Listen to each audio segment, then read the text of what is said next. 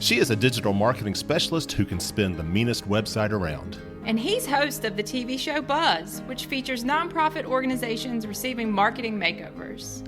Here on Buzz for Good, we talk all things nonprofit, the people they serve and the good they do. And we talk to creative professionals and provide marketing tips and tools to help your nonprofit achieve more. That's right. Buzz!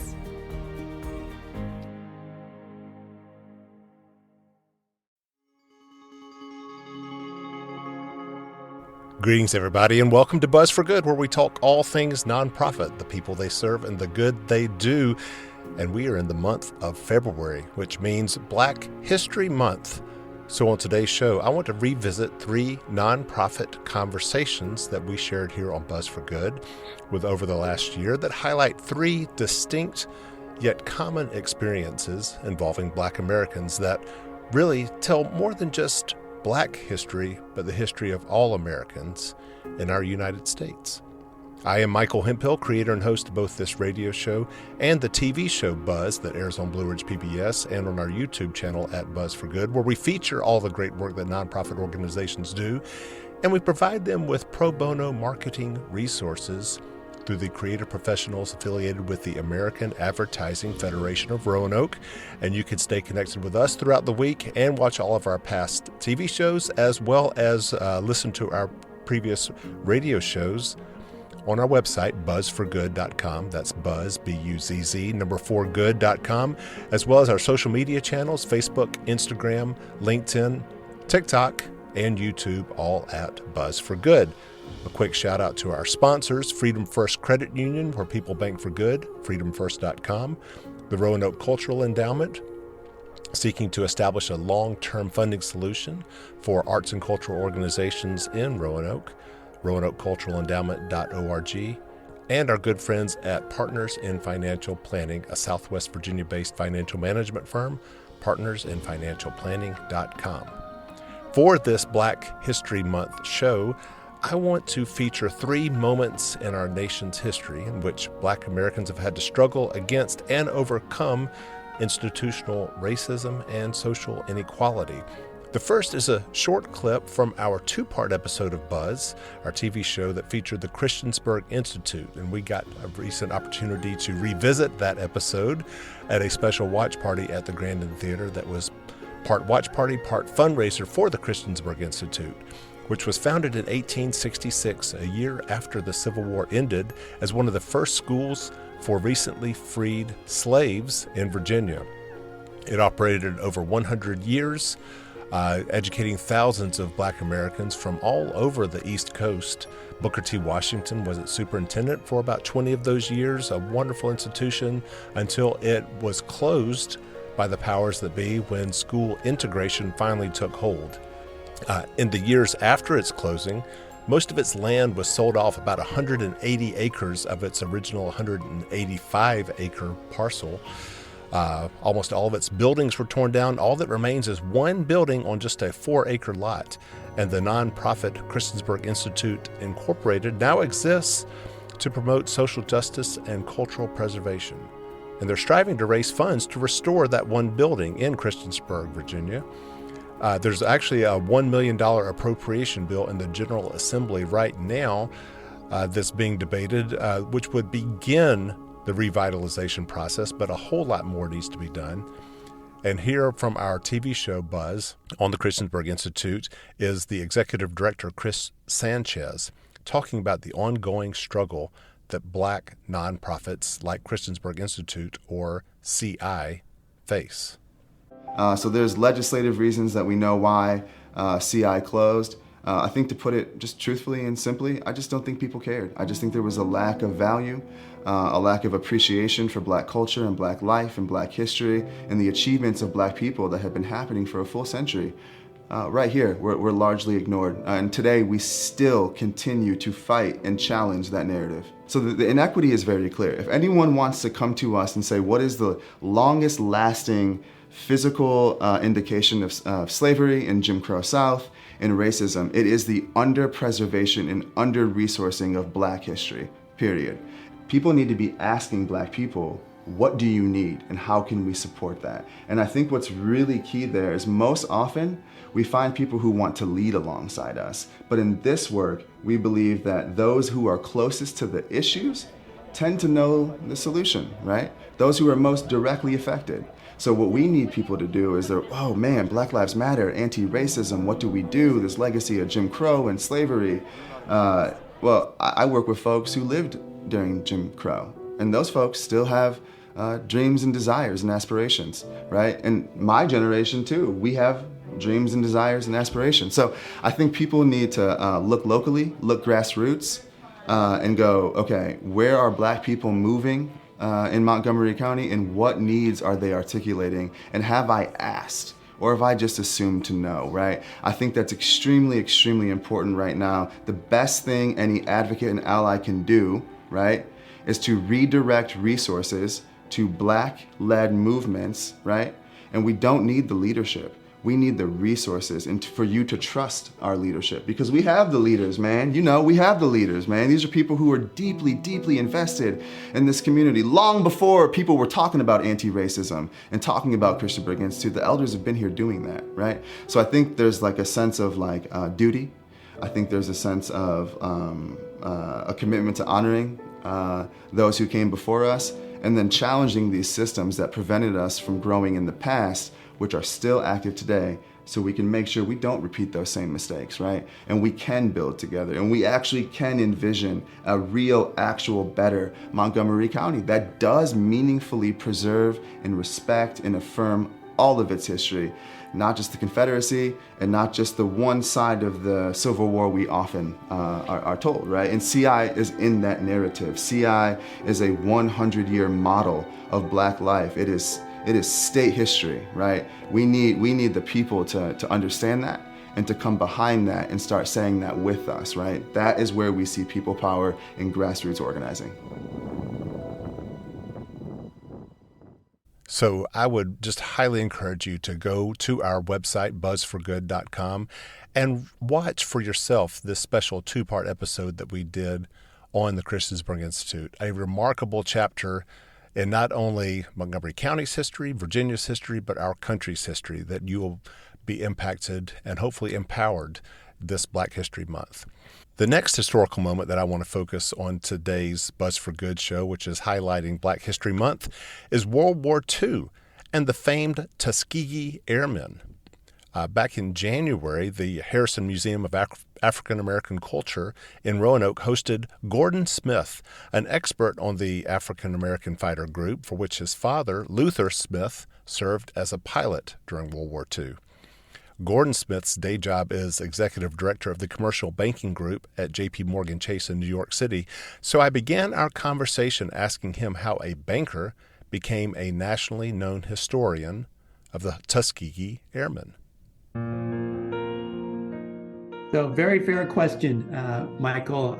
Yes, you're stuck with just talking to a plain vanilla commercial banker today. But another role is sharing some of our nation's history. Actually, I was an American history major at Princeton, but my father, Luther Smith, was one of the original pilots in the group that we now call the Tuskegee Airmen. Their official designation was the 332nd Fighter Group, and my dad was one of the original fighter pilots in the group.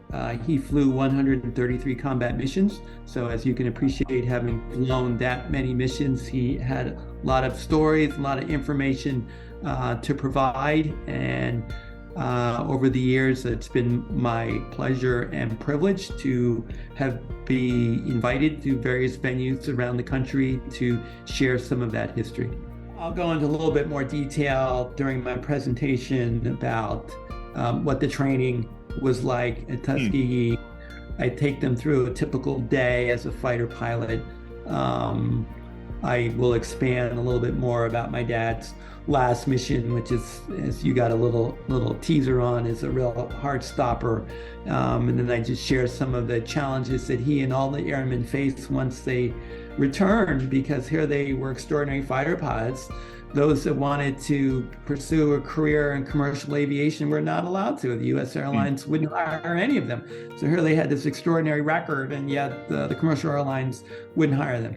And so, nonetheless, these men who were all people of incredible achievement already at the age of 22, 23, many of them went on to very distinguished careers as lawyers and bankers and doctors and engineers, etc. And so it's just a phenomenal story. And for every pilot, there were 992 pilots, there were 10 ground crew. So when we say Tuskegee Airmen, there were roughly 14,000 folks who trained at Tuskegee, but of that, there were 992 actual pilots, folks who had successfully achieved their U.S. military aviator wings, and 355 who actually deployed. And as I said to you earlier, there's only 3 still alive today. They're 97 and 98 years old. Where was your father from?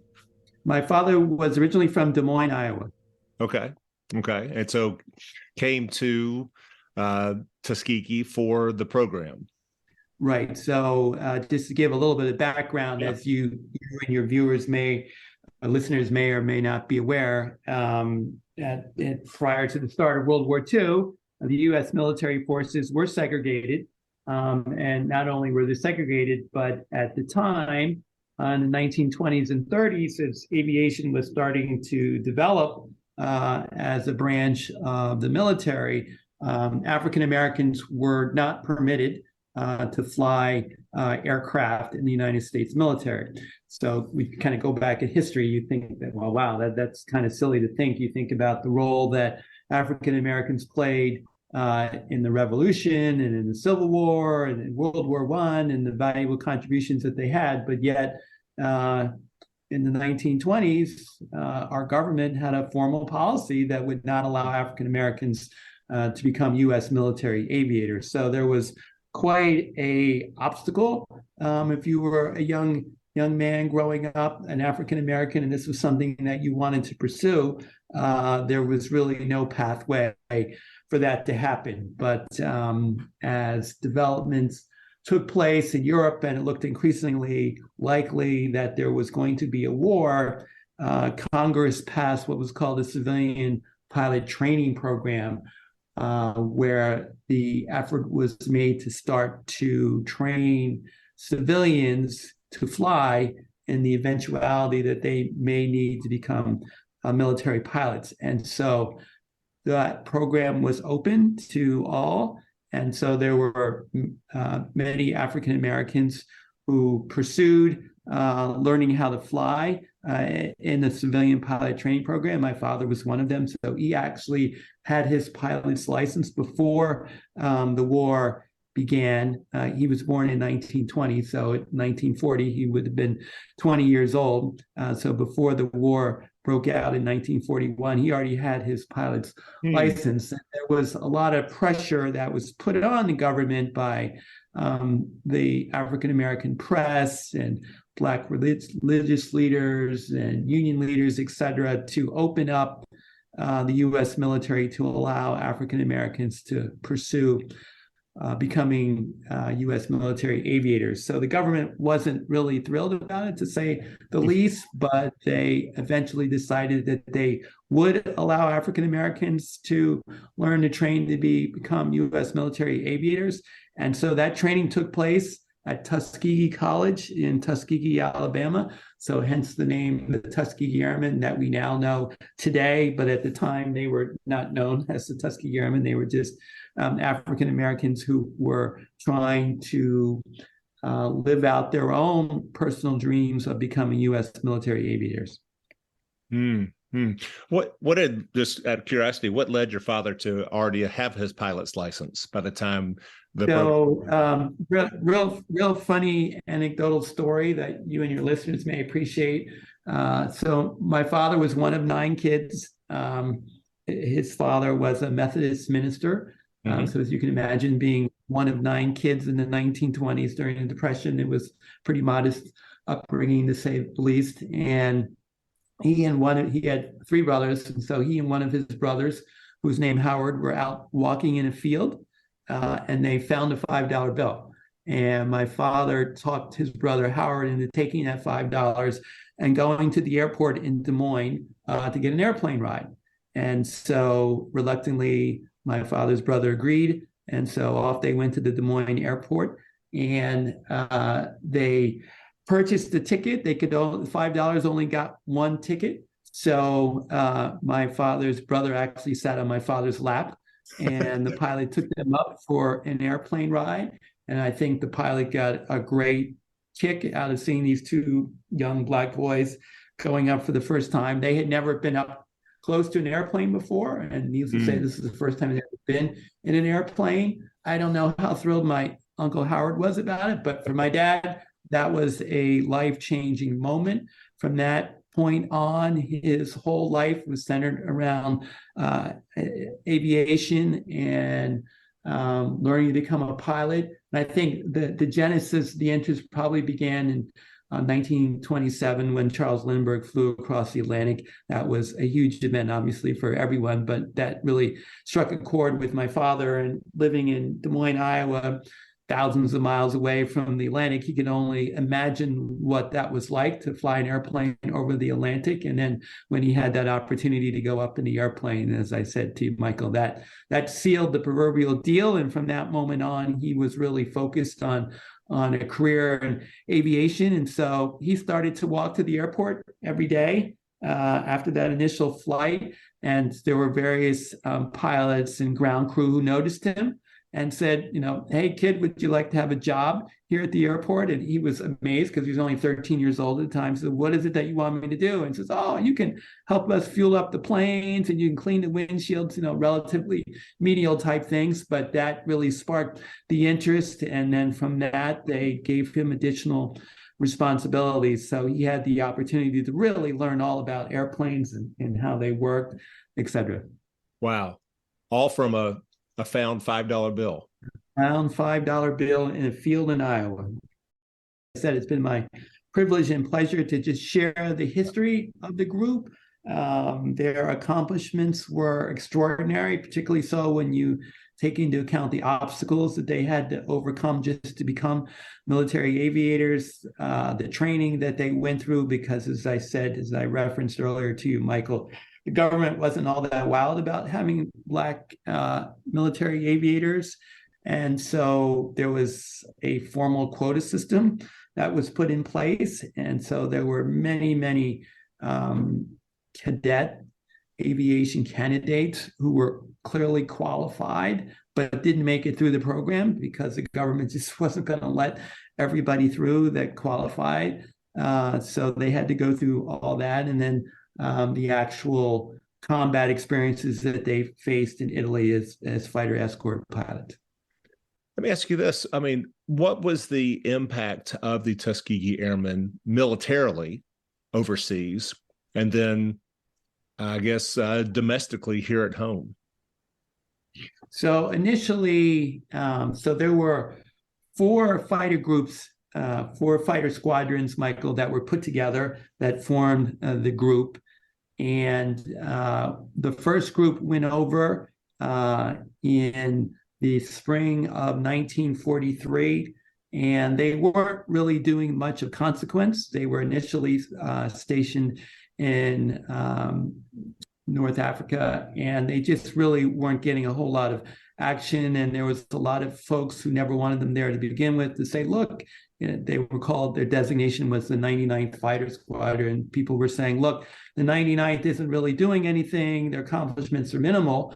And the commander of the group, whose name was Benjamin O. Davis Jr., actually got called back to the United States and had to face the War College based on these accusations. And he said, well, look, you're not giving us much responsibility. So how's it that you can criticize us for not having a lot of downed airplanes and a lot of aerial victories? And as it turns out, the War College and the senior military officers agreed and allowed the, quote, so-called experiment to continue. And training was taking place all this time at Tuskegee, and each month there were more and more pilots that were being trained. And so by the end of 1943, there were sufficient number of pilots to create 3 more fighter squadrons. And their designation was the 100th, the 301st, and the 302nd. So those 3 fighter squadrons deployed in January of 1944 to Italy. and they were initially stationed near Naples. And similar to the 99th Fighter Squadron, they weren't given a lot of responsibility. They were doing what was called harbor patrol.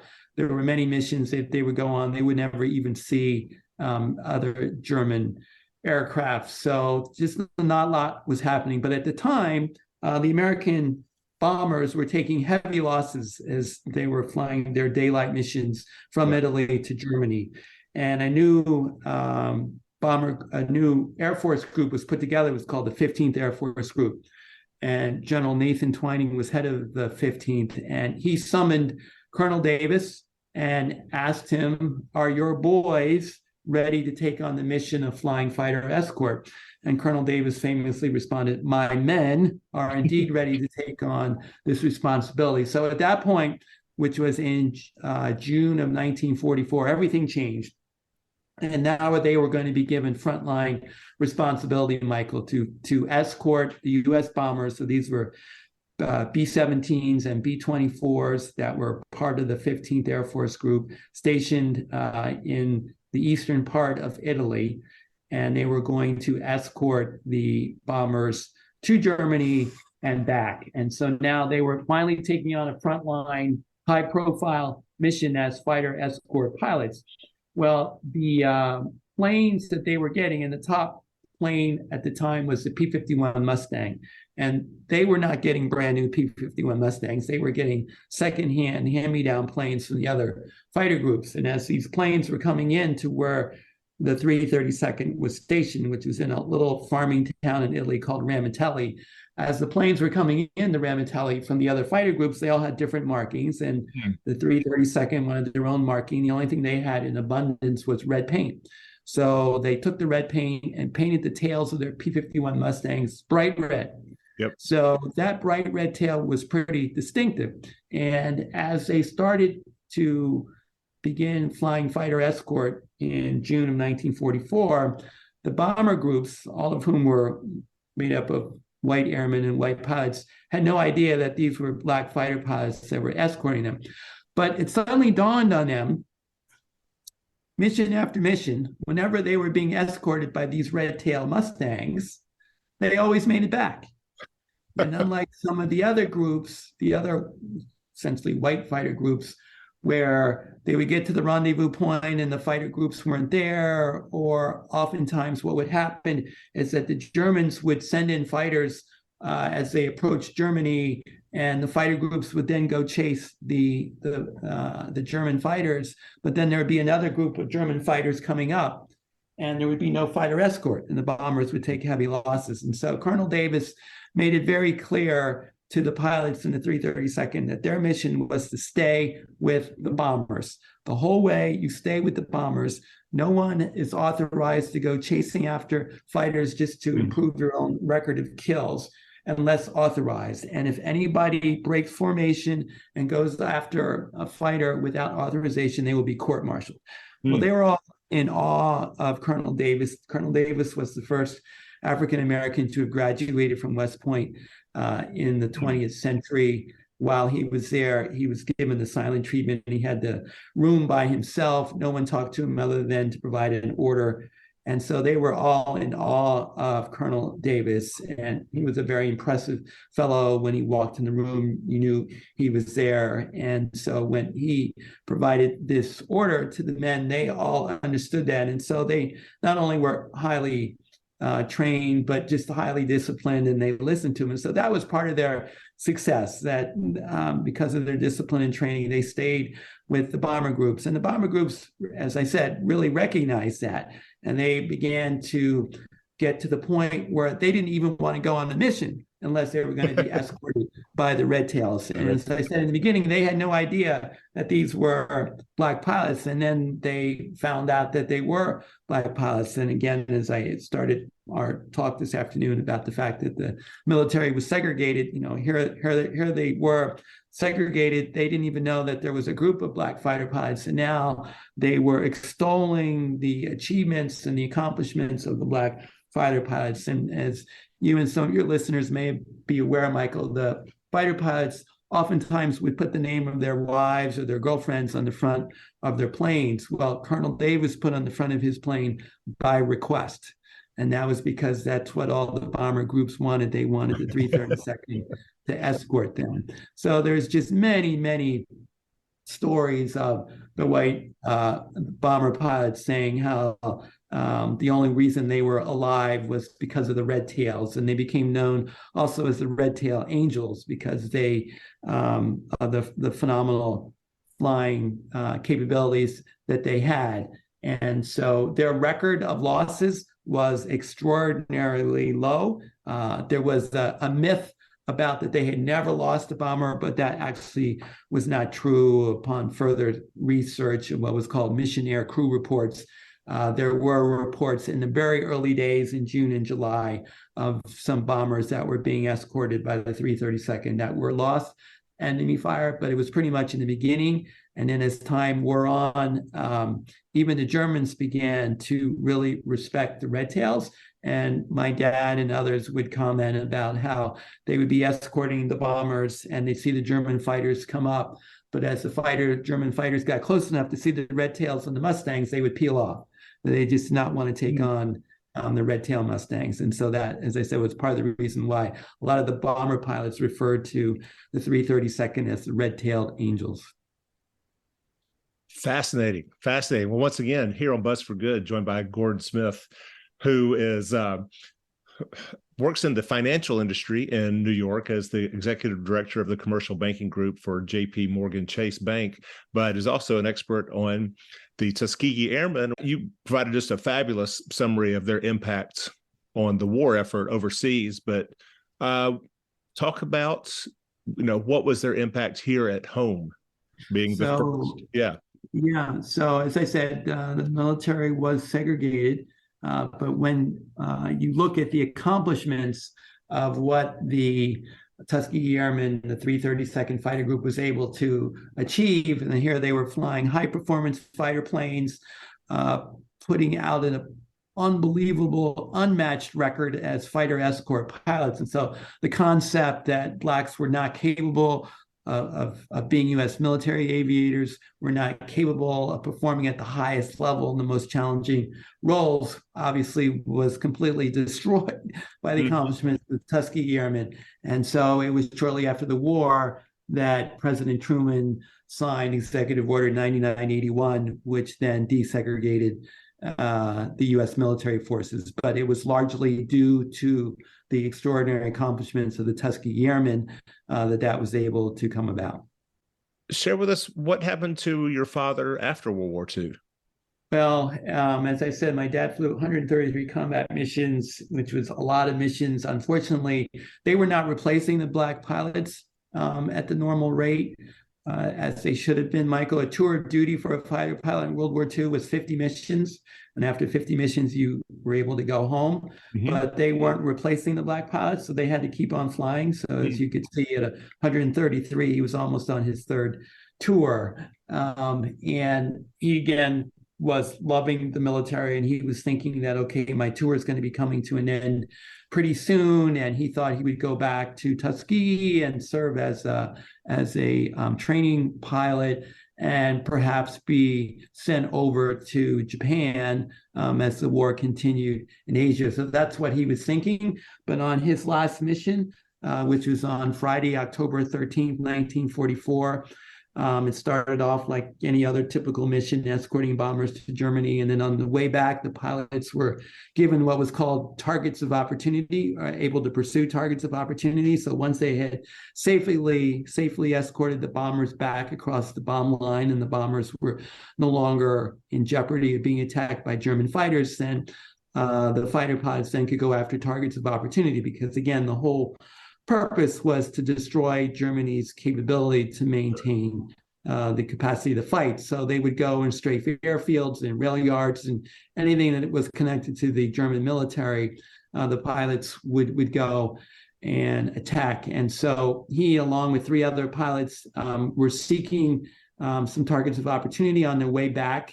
And they knew there were two airports in Hungary, in Budapest, Hungary. And so they went down and strafed the two airports and My father was able to successfully destroy 2 airplanes that were on the ground.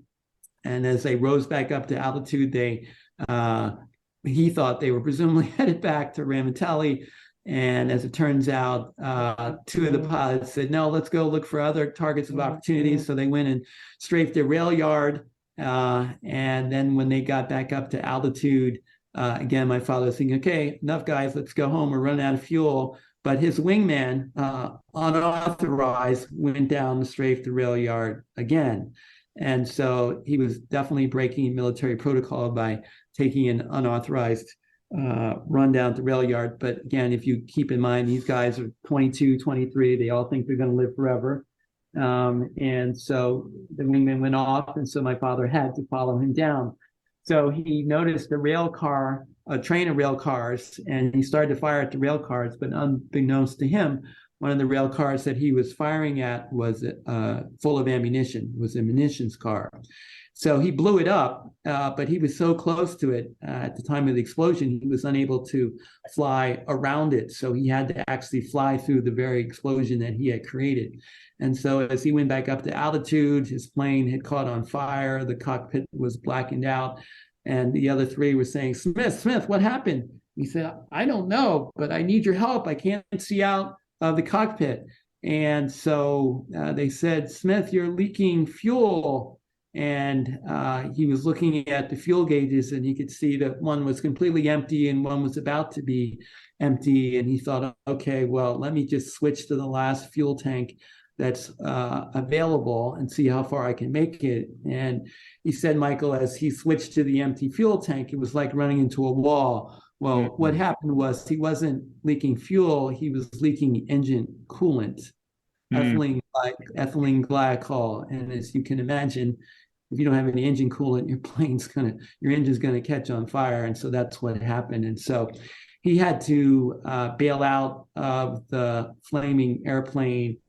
And when he landed, in the course of bailing out, unlike today where you just press a button, ejection button, back then you had to turn the plane upside down and fall out of the airplane. Well, turning a plane upside down that's on fire and doesn't have an engine is much harder to do. And so as his plane was spinning out of control, he got trapped, couldn't get out of the airplane, couldn't get back into the airplane. He was sort of halfway out of the airplane, and he was caught, and his oxygen mask had flown off, and he had lost consciousness. But he had the presence of mind just before losing consciousness to pull the ripcord on his parachute, and the ripcord actually pulled him out of the plane, but it separated his shoulder, snapped his hip in half, turned his foot 180 degrees around. And so as he was descending to the ground, he regained consciousness, but realized he was coming down to the ground upside down, and that his parachute was ripped. And he was thinking, so this is how pilots go.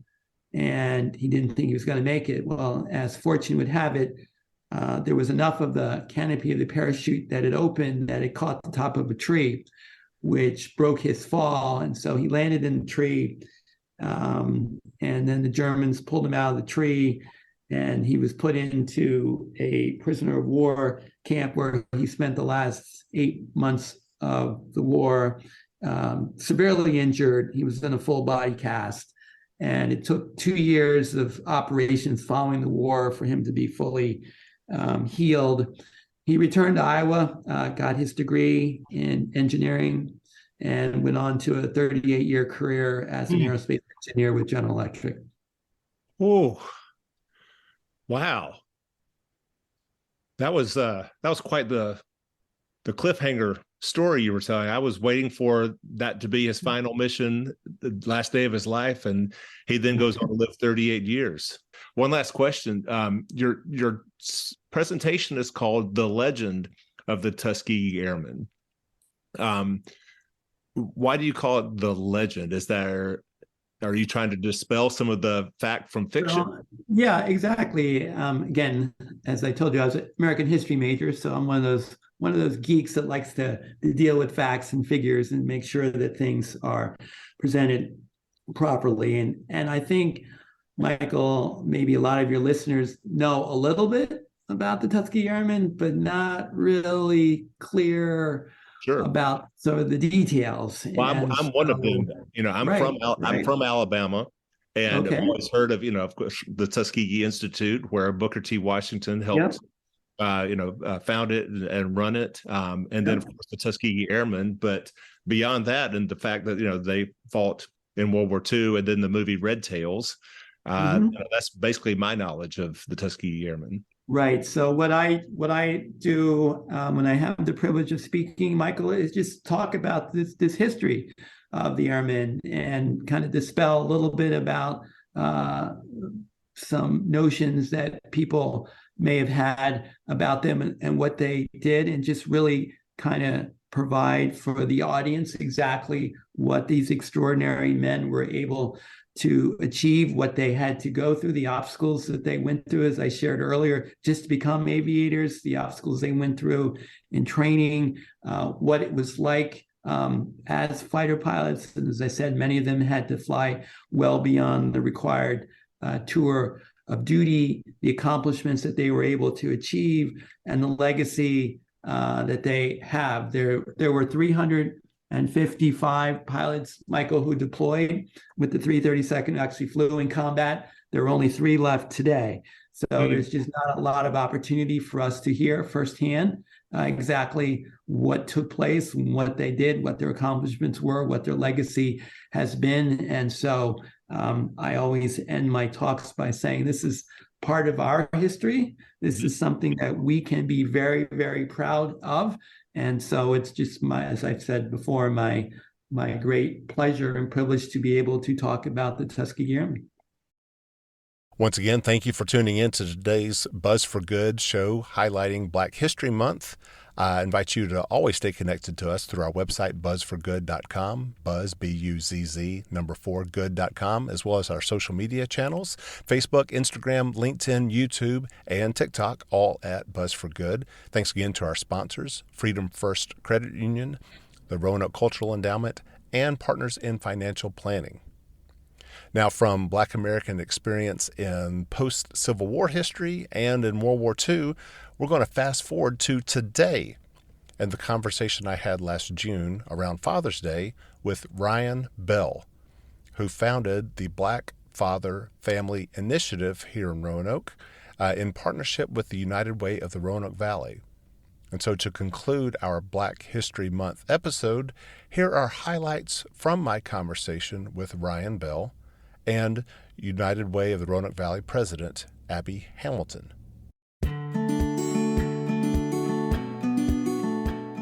All right. Well, Ryan Bell, founder of Black Father Family Initiative, and Abby Hamilton, Executive Director of the United Way of Roanoke Valley, thank you both so much for coming on Buzz for Good and sharing more about your work in this space of fatherhood. Thank you for having us. Absolutely. Absolutely. Yeah. So, Ryan, if we could start with you, and I'm just going to kind of throw a question out there that may seem obvious to some, but maybe it's not. Why do fathers matter? Yeah, so it is a question that you would think would be obvious to many, but quite frankly, it's not. And fathers matter for one particular reason. Fathers are the linchpin to what happens in families, what happens in community, and what happens with children. And so we have a unique ability to affect those 3 areas through empowering fathers if we do it the right way. Nice, nice. Maybe this is my own warped background when it comes to, work involving fathers, but sometimes it seems as though that when we start talking about wanting to empower fathers, it almost comes at the expense of the mother. Does that make sense? Like, we want to empower fathers so that they can reclaim their rightful role as, the head of the family. But I mean, for a lot of families, moms are pretty strong, and moms are the ones who've always been there. So, I mean, how do you try to navigate that in your work? Yeah, it's in the early stages of this work, that definitely was something that we came across, right? Was how do we empower fathers? How do we position fathers? How do we focus on fathers without sort of painting a picture or painting a narrative that we're trying to leave mothers out of the equation? And the reality of the matter is, family can't be done with just the mom. and it can't be done with just the dad. The reality of the matter is too that in some households you may not have mom and you may not have a dad in that particular household as well, right? And so the way that we try to do it here with Black Father Family and navigate that particular conversation is to just ensure everybody who we talk to, every family that we come across, every child that we come across, that this is not about excluding anyone, right? This is about ensuring that the dads are in a position to best maximize the relationship with mom, right? I talk to moms all the time and I say, hey, you're doing a great job. Let us help dad get to the place of where he can meet you at that particular place, right? Where he's doing a great job as well, right? And then, we have the single fathers, right? So in some instances, in some cases, there isn't a mom. It's dad there who's in that position, who's taking care of that child, or those children, all on his own or with the support of his community, but he's the primary caregiver. And so there is a certain amount of attention and space that has to be given to the fact that, yes, we are intentionally focusing on fathers to ensure that they're in the best position for themselves. Because if they're not in a position to take care of themselves, to pour into themselves, to provide for themselves, then they'll be no good for mom. They'll be no good for the children. They'll be no good for anybody in that family. Yes. Amen. Amen. Well, so I appreciate you mentioning that about fathers, and later on in the conversation, I want to focus on the other key word in the initiative, and that's Black. But we'll get to that in a second. I want to rewind a little bit into your personal background. What is your fatherhood story?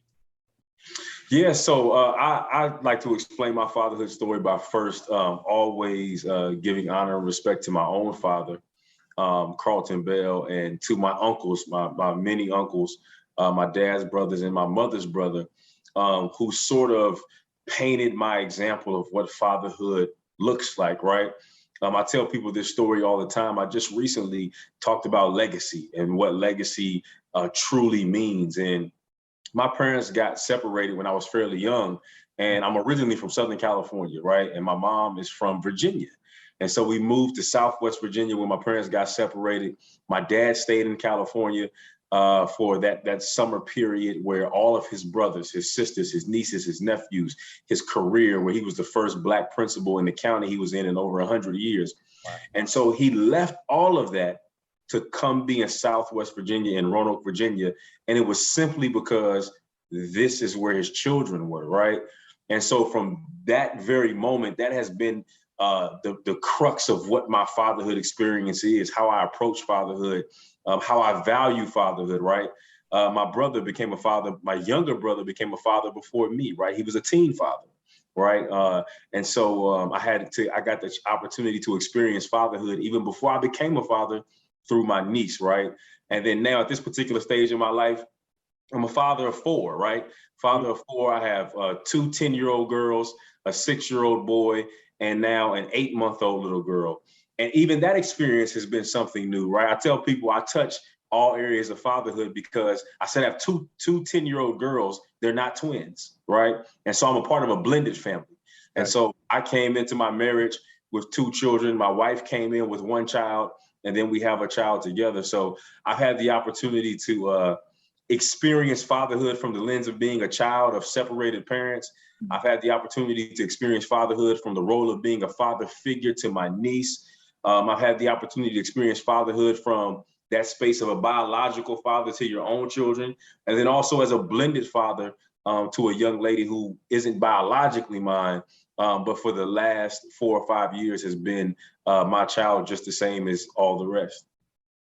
Nice, nice. I mean, what a legacy your father gave you, because so often, I think too many men view themselves as, well, I'm no longer a husband, so therefore that kind of abdicates me of my father responsibilities as well. But your father's willing to give up an incredible career and sacrifice himself and his aspirations to move across the country so that he could still be a father figure in your lives. Yeah. I think the key is something you just said, right?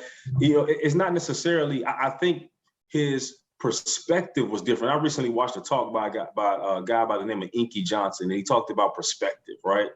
And I think my father's perspective was different. So he didn't view it as giving anything up, right? He really viewed it as this is the responsibility he now has. He viewed it as this is a piece of his life that has enhanced his life, right? And if that piece is no longer there, then his life isn't as full as it had been, right? And so I think that's really the work that we're doing here, right? Is shifting perspective or empowering perspective, because you have so many fathers out there.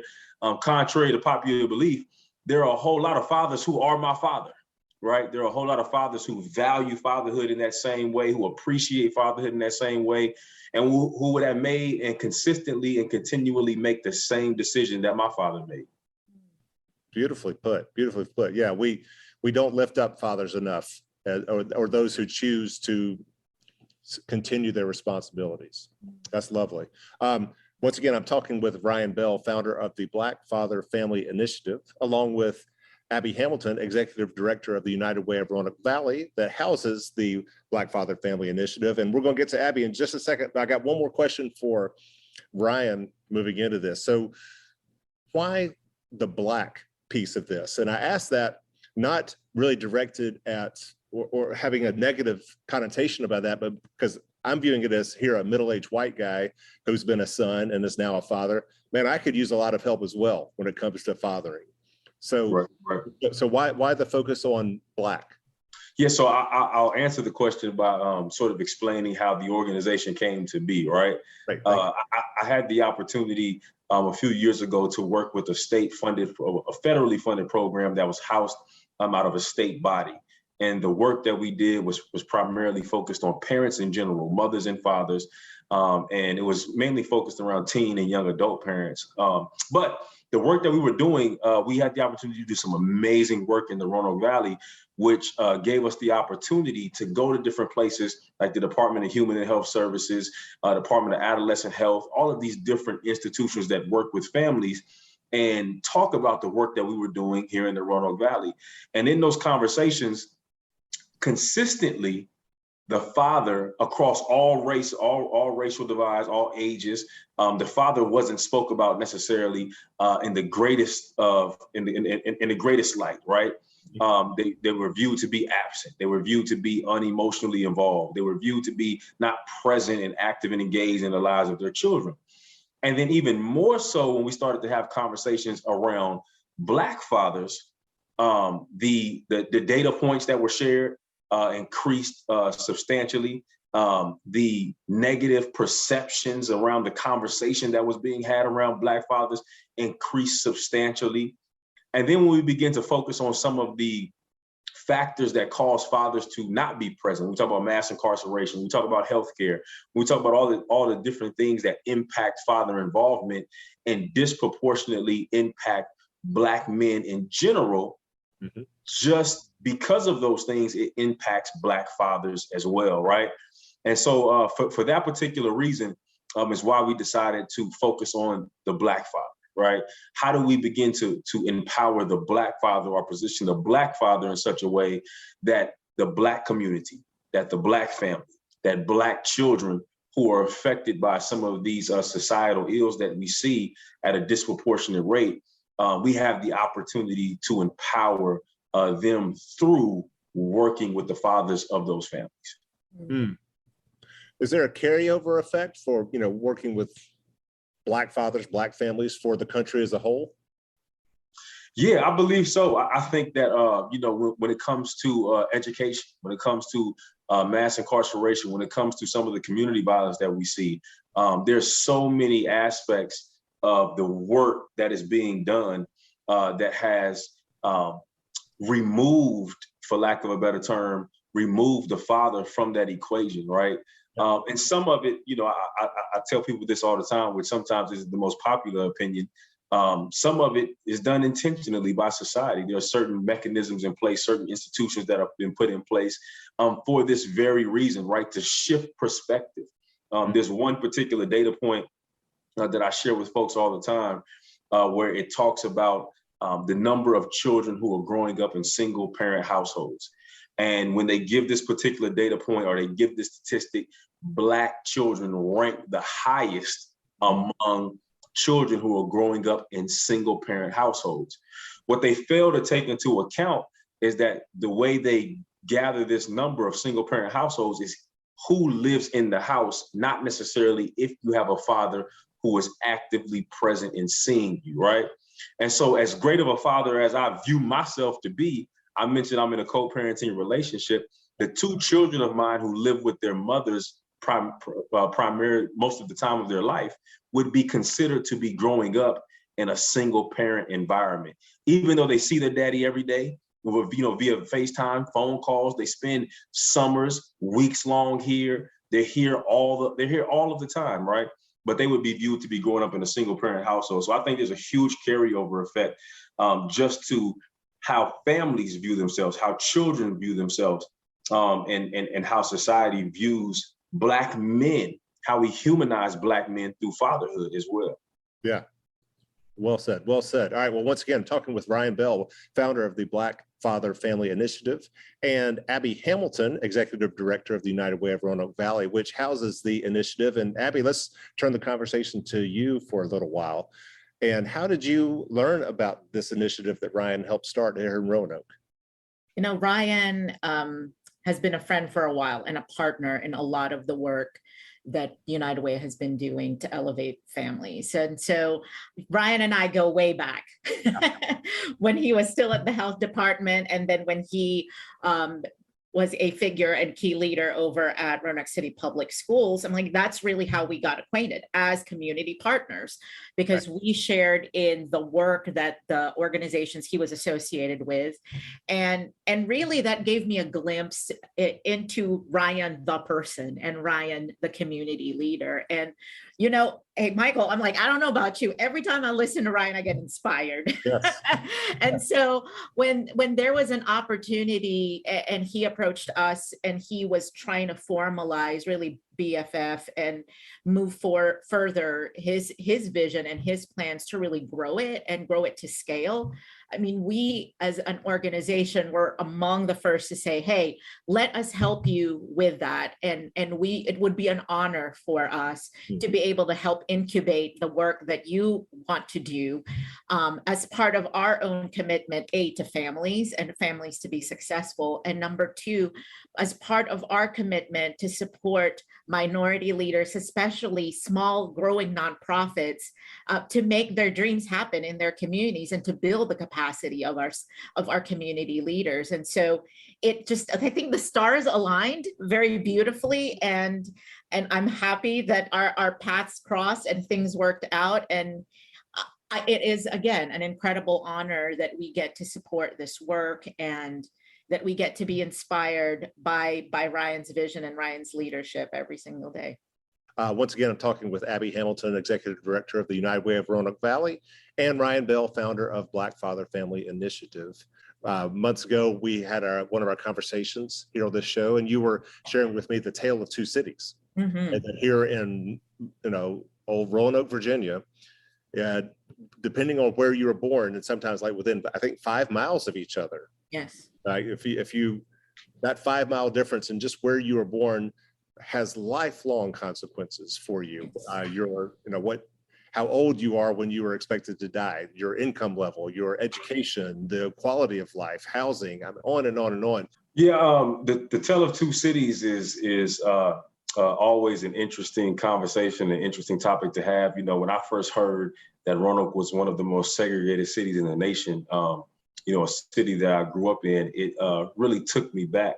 But to this conversation and this idea of fatherhood and segregation and race and different things of that nature, I think, we have to be able to find the common themes or the common threads to allow us to have conversations in these areas. And I remember right after George Floyd was murdered, I reached out to a gentleman by the name of Chris Stoop, who's a pastor of a church here in the Roanoke Valley. I believe it's Grace Covenant Church is the name of the church, who's a white guy, and he's a dad, right? And we were able to sit down and have this beautiful conversation with a bunch of folks on race relations. And the tension around the conversation was sort of cut through by us beginning the conversation around the importance of doing this because we both were fathers. And we both were impacted that the children of George Floyd lost their dad, right? And so I think when we talk about segregation, we talk about the tale of two cities, again, the what I like to refer to as the secret sauce to a lot of this that is happening, to a lot of what we see, is really beginning to position fathers to be change agents. What's the biggest misconception you feel as though white people or have of Black fathers? Man, the biggest, I would say, would probably have to be that Black fathers just aren't present in the lives of their children, right? It's the most simple one, but I believe is the most pervasive one, right? And there's so much out there to combat that. There's data that shows that Black fathers read the most to their children, comb their children's hair the most, bathe, have bath time with their children the most on a statistical basis, right? And so, I think that that's probably the most pervasive myth or misconception about Black men and their responsibility to fatherhood, is that they aren't present, active, and engaged. If you, had the power, what would be one thing that you would change just about a policy or societal structure or something that would be the most beneficial for Black fathers? The first thing that I probably would wave my magic wand around is mass incarceration. There are so many fathers that are missing from the household due to unrealistic policies, unfair practices, over, for lack of a better term, over policing of certain things that have been deemed to be not so great or illegal, right? So if I could wave my wand over something, the first thing would be mass incarceration, to return so many of these fathers back to their households that have been removed for reasons that, as we see today, are becoming legal in many places of our country, right? Yeah. So that would probably be the first place that I would start. Yeah. Never mind the former mandatory federal sentencing guidelines that had higher incarceration rates for someone caught with crack versus powder, and on and on and on. Yeah. There was a system in place to incarcerate as many Black men as possible. Is my read on it. Exactly. Abby, what do you see in your world as far as having that magic wand?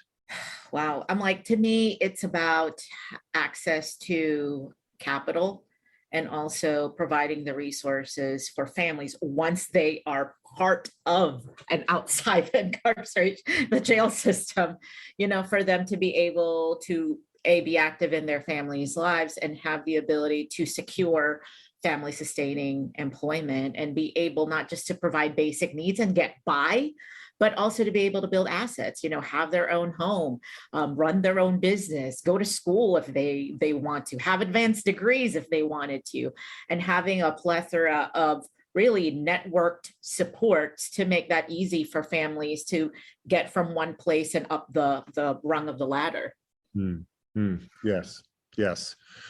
Well, I thank y'all so much for making the time for me today to talk fatherhood and to talk Black fatherhood. Any parting words that either of you would like to share? Yes. First, thank you for having us. It's always great to be able to talk about fathers and talk about the space of fatherhood. My last parting words, anytime I get an opportunity to say anything to fathers, is just let every father out there know that I love them, that I'm proud of them, and to continue doing what they're doing with their families and with their children, because the world needs you. We need you, and we're supporting you, and we love you for doing all that you're doing in the lives of your families and children. And that's going to do it for today's Buzz for Good. Here in the midst of Black History Month, I hope and encourage all of us to use this month as an opportunity to study this history, not just as it relates to the story of Black Americans from the past, but the story of all Americans, past, present, and future. So go watch our episode on the Christiansburg Institute, or pick up a book about the Tuskegee Airmen. or go to the United Way of the Roanoke Valley's website and learn more about the Black Father Family Initiative. Hopefully, being more open to the experiences of some Americans will make us more appreciative, more of a buzz for good for all Americans. And we will see you back here next week on Buzz for Good.